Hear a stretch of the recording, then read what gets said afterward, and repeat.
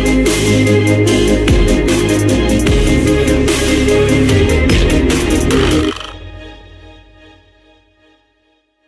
guys! My name is Pamela. I'm Nea. I'm Roby. I'm Gab.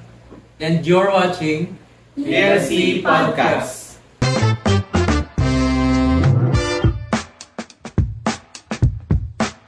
Okay, for this episode, pag-uusapan natin yung province of Tarlac. Pero bago yun, magkaroon muna tayo ng question and answer na binubuo ng 3 questions. And simple lang to, general knowledge lang naman. For the first one, sino-sino sa inyo yung may idea kung ilang municipalities ang meron sa lalawigan ng Tarlac? Any guess? Hula ko is 20. 20? Mayroon? 15? Ikaw ang guess? 15. Masyado ka naman mababa. Mga nasa ano yan siguro. 28? 28? Ala, taga-Tarlac Hula ko lang yung 28. Hula ko lang yung 28. Taga-Tarlac mo talaga kayo. Ba't na nakakakuha? 17 lang kasi. Sige. Kaya nyo ba yung Meridia? Sumobra. Hindi. Alam ko lang yung number pero hindi ko alam yung mismo. Biro lang. Okay. So, sa second question naman natin. True or false siya? Tarlac is the only landlocked province in Central Luzon. True or false? True. True. Siguro. Ay, may nakuha na rin sila. Tama. O ito, last na to. Anong bundok sa Tarlac ang pwedeng pag-hikingan and kilala rin siya na may crater lake? Ano yun? Dapat alam niyo yan. Araya? Ryan? Araya? Masyado kaya tang lumayo. Tarlac to ba yun? Hindi ko rin. Ayun ang gusto ko linawin. Siguro ano ko dyan, Mayon? Wala? Luzon pa ba yan? Hula ko lang ulit yun. Wait lang daw, si Mayor raw. Pinatubo ba? Saan siya? Saan siya sa Tarlac? Sa Kapas? Oo, yun yung sinasabi nila may lahar. Oo. Yun ba yun? Yun. Okay, so ngayon nasagot na yung 3 questions natin. We can now proceed sa main discussion which will mainly be about the culture and notable places or tourist attractions dito sa Tarlac. Okay, so Tarlac. Itong lugar na to, kino-consider siyang melting pot of Central Luzon because people from different places merge here, sharing their lives and their culture gets mixed with those surrounding them. Katulad sa atin na nanggaling sa ibang lugar, katulad ko na nakakakit. Oo, kasi ako naman, kapitbahay niyo lang kami, Concepcion kami. Ayun lang, napaglayo-layo tayo. Sa ano naman ako, mga bandang Panorte, sa Herona. Yan. Ako naman kaya ako sa western part of Tarlac. Bulubunduking lugar, ito ang San Jose area. So, since alam na natin kung saan tayo nakalocate dito sa Tarlac, may sa mga lugar ninyo, alam nyo ba kung ano yung mga indigenous group ang nanirahan sa Tarlac? Patulad sa amin, sa may bandang, alam nyo sa Sitio Tala, may mga island na nakatira doon. Sa inyo, meron ba mga indigenous group na nanirahan sa lugar ninyo? Pagkakaalam ko, wala. Sa amin, hindi naman dito sa Concepcion, pero pag dumunta ka na kasi ng Tarlac City, iba na yung nakikita ko dyan. Madalas may mga nakita akong badyaw ko lang. Ako yung mga nakikita ko naman madalas sa amin sa palengke ng Kapas is mga Aita sila. Nandun sila dati, pero ngayon parang sila dati. Konti na lang.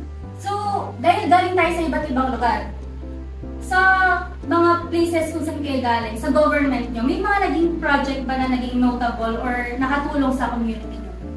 Sige, mauna na ako. Yung sa amin kasi is project siya ng SK namin. Year 20, before pandemic, 2019-2020. Nagkaroon sa amin ng gulayan. Una siya is gulayan sa tahanan muna yung project na yun. Na nagbigay yung government namin ng mga punla na tanim sa mga bahay-bahay. Tapos every December tuwing anihan ng talong o kamatis, may nag-iikot na truck or kulik-lik. Namimigay yun ng gulay na nanggaling gusto ng taniman na yun. Aside from that is pwedeng kumuha pa rin sa mismong taniman ng mga tao doon. Meron pa ba kayo mga ibang project na sa barangay or sa community? Project. Considered ba yung ano? Ewan ko lang kung private mo consider yung liga. Yung mga liga sa barangay. Yan yung mga... May At yun, hindi lang naman fiesta. Yung may mga talagang laban. meron ng mga price. Price. Ganun na natin yung something. Hindi ba kami naman tayong project? Tarlac City mismo. Pero main program doon, nagbibigay yung City Hall ng libreng gamot sa mga nangangailangan. Para mag-represent ka lang ng mga requirements, kunwari ID, barangay ID, gano'n. May naman sa... Ang alam ko, Angel Care Program. At the time, alam ko si Christy Angeles ka. Hindi ako nagkakamali, 2021 yata. Pero hindi ako sure kasi anong year pa lang kami lumipat sa Tarlac. Pero ang maganda sa kapos ngayon, alam ko, connected din sa new person. Yeah. Yun. Next tayo topic. Meron ba kayong nilalang sikat na celebrity, personality, or influencer na nanggaling sa Tarlac? O kaya sa mga lugar ninyo baka meron kayong kilala? Taga-lugar ninyo. Si Ayon Perez. Perez. Sa Showtime, yung asawa ni Vice Ganda, ganyan. Tapos, yung mga Aquino pa. Si Ninoy Aquino. Conception pa sila. Meron silang ancestral house. May kilala rin ako, si Aaron Chubilo. Yung nanalong councilor lang is nagdaan ng election. Ang alam ko is sa Kabamban, si Brent Manalo sa PBB. Oo. And kagabi din nalaman ko, actually nag-text siya. Ayun! Close ko lang sila. Ikaw yung taga-kapas, pero sila yung pro. Yung si Clarice pala ay taga-Camilo. Saka si Brent Manalo is taga-Kabamban. So nabanggit kanina ni Miguel sa kanila tuwing fiesta may paliga. So ngayon pag-usapan natin is paano sineselebrate sa mga lugar-lugar natin yung fiesta? Wala sila. Pinaka-memorable na fiesta sa Concepcion, yung this year lang. Kasi nagpapa-concert pala sila. Sa municipality meron. Siguro common na yung punta kayo ng perya. Ayun.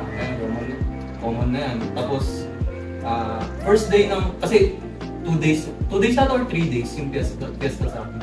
First day, sila ng Boodle Fight. Ang inaano nilang pagkain doon, siguro, parang lechon. Normal na yan. Grabe. Kapag kakalam ko lang fiesta namin yata, kada table may lechon. Pero hindi yung gano'ng kalaki yung lechon. Kada table may lechon. Cochinillo. Oo.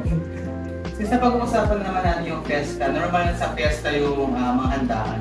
So sa lugar ninyo, ano yung mga kilalang pagkain na kapag sinabing pagkain na yung lugar nyo yung may isip?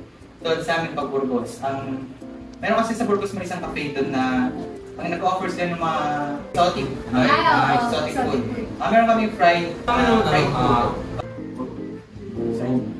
Ako connected sa kanila pero itlog buro, ebon buro, ganyan. Salted egg. So galing sa Concepcion, alam ko masarap na. Tupig. Sikat ng mga pangpasalubong ko. Madadaanan mo sa highway. Ang ganda lang kasi parang kahit saan tayo galing, makikita natin na masarap pa rin yung mga pagkain kahit saan lugar. Then, speaking of tourism naman, ano sa tingin niyo yung sikat na tourist attraction dito sa province natin? Kami kasi merong monastery Tarlac, yun yung sikat, Tarlac. Diyan may mga cafe na rin, yung mga pool, mga falls na lalo na yung Tarlac, TRP na ngayon ay Posedia Recreational Park. Namin actually medyo marami, pero meron akong dalawang alam, yung Capas Line, saka yung Denmark. Meron din naman yung magandang parang hotel hall, parang siyang resort, yung boat. Oo. Sa Pagbasyal. Yung ancestral house ng mga Hima. Yun yung kumbaga, alam kong sikat.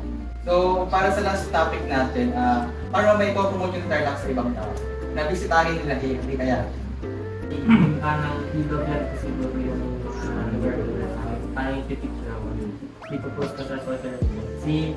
Ako, pwede rin na through vlogging or kahit montage lang, ganyan. So, para sa akin, mapopromote ko ang Tarlac sa simpleng parang ganito sa podcast.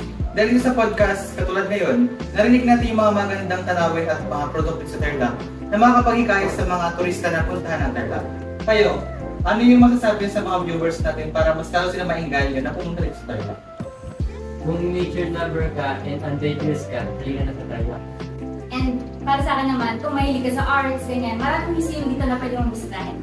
Siyempre, huwag naman ako titigil sa papagilig ng mga podcast. Pumunta rin kayo dito sa aming city at provinces. Siyempre, masaya dito, marami kang magagawa. And ngayon, dahil nakapag-share na lang sa lahat, dito na muna natin tatapusin ang first episode ng aming channel. Huwag niyo kalimutan i-hit ang subscribe button, like button, at i-click niyo rin ang notification bell para sa tuwing may upload kami ng video ay manonotified kayo. Again, ito ang PLC Podcast!